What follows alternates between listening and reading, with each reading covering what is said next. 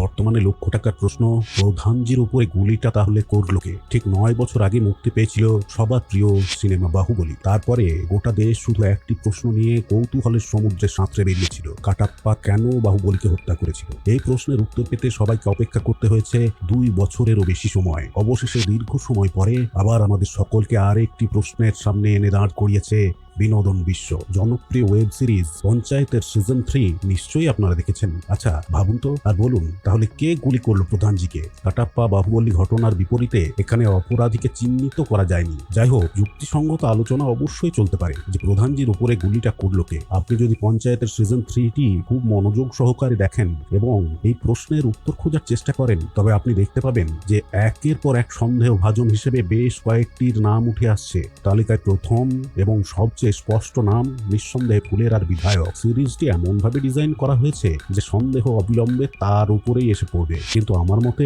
MLA এর গুলি করার সম্ভাবনা তুলনামূলক কম। কিন্তু কেন? প্রথমত, এই চরিত্রটিকে সিরিজে যেভাবে চিত্রিত করা হয়েছে তাতে তার মেজাজ বা শালীনতার অভাব আছে বলে মনে হয়, তবে তাকে মিথ্যেবাদী বলেও মনে হয় না। এছাড়াও প্রধানকে গুলি করার পরে বিধায়ক নিরাপত্তা ছাড়াই তাদের মুখোমুখি হওয়ার ভুল করবেন কিনা তা নিয়েও প্রশ্ন রয়েছে। সন্দেহের তালিকায় দ্বিতীয় নাম চুট্টান, যাদের সাহায্যে গুলি চালানো হয়েছে বলে সন্দেহ করা হচ্ছে। বিধায়কের সহকারী চুট্টানের সঙ্গে তাদের সরাসরি যোগাযোগ ছিল। শেষবার তাদের ব্যবহার করার ইচ্ছাও ছিল চুট্টানের। এবার ফুলেরা গ্রামের সবার সামনে অপমানিত হওয়ার পর সে হয়তো তার মনিবের চোখে নিজেকে বাহাদুর প্রমাণ করার উদ্যোগ নিয়েছে এবং ব্যর্থ হওয়া 2 দালালকে আর একটি সুযোগ দিয়েছে। যদিও বিধায়ককে না জানিয়ে সরাসরি এমন কাজ করার সাহস তার আছে কিনা তা নিয়ে প্রশ্ন রয়েছে।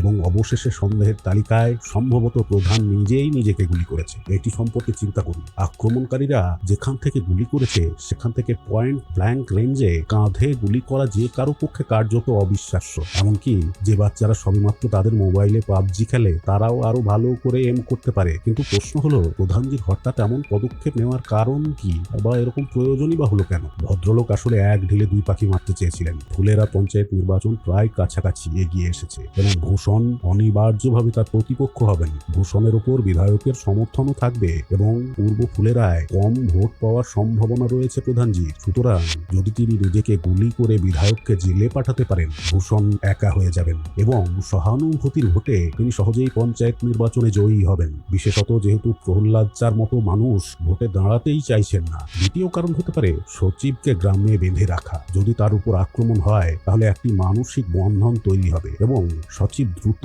গ্রাম ছেড়ে যেতে পারবেন না। গুলি করার সময়টা বিবেচনা করলে প্রধানজির উপরে সন্দেহটা আরো বাড়ে। হয়তো তিনি ভেবেছিলেন গোলাগুলির মাঝে সচিব পরীক্ষা দিতে যাবেন না। যদি তাই হয় তাহলে কাঁধে গুলি করার প্রয়োজনও অবশ্য হতো না। তার স্বামী গুলিবিদ্ধ হওয়ার পরও হাসপাতালে এত শান্ত কি করে থাকেন প্রধানের স্ত্রী? যেন সে আগে থেকেই সব জানতেন। সুতরাং সন্দেহ তো আমাদের হবেই এবং এর যথেষ্ট কারণও রয়েছে। আরো বেশ কয়েকটি সম্ভাবনা আছে। তবে এখন আমাদের দেখতে হবে পরিচালক কিভাবে গল্পটিকে এগিয়ে নিয়ে যেতে চান। যদি বিধায়ককে অপরাধী হিসেবে দেখানো হয় এবং গল্পটি সহজে গুটিয়ে ফেলা হয় তবে গল্পটি বেশি দূর আর এগোতে পারবে না। তবে সিজন 4 যদি দেখা যায় যে প্রধানজি সচিবজিকে তার সাথে রাখার জন্য সবকিছু করেছিলেন, তাহলে সিজন 5 এটিকে ঘিরেই ঘুরতে পারে। সিজন 3 এর শেষে অভিষেক আর রিঙ্কির সম্পর্ক মাঝখানে প্রশ্নবোধকের মতো দাঁড়িয়ে আছে। তাই পঞ্চায়েতের গল্প অবশেষে এমন এক পর্যায়ে পৌঁছেছে যেখানে সিজন 4 এ দুজনের সম্পর্কে টানা পড়েন দেখানো যেত এবং গল্পটি খুব সহজেই সমাপ্তির দিকে এগিয়ে যেত। কিন্তু পরিচালক কি সেই ঝুঁকি নেবেন?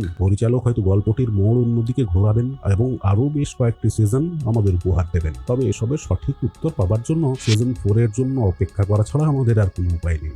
আপনার মত অনুযায়ী প্রধানজির উপরে গুলিটা কে করেছে আমাদের কমেন্ট করে অবশ্যই জানাবেন। পঞ্চায়েত সিরিজটি আপনার কেমন লেগেছে নিশ্চয়ই জানাবেন। আপনার কাছে এই সিরিজের সব থেকে প্রিয় চরিত্র কোনটি, আর পঞ্চায়েতের কোন দৃশ্য এবং কোন সংলাপ আপনার সব থেকে বেশি ভালো লেগেছে আমাদের কমেন্ট করে অবশ্যই জানাবেন। ধন্যবাদ।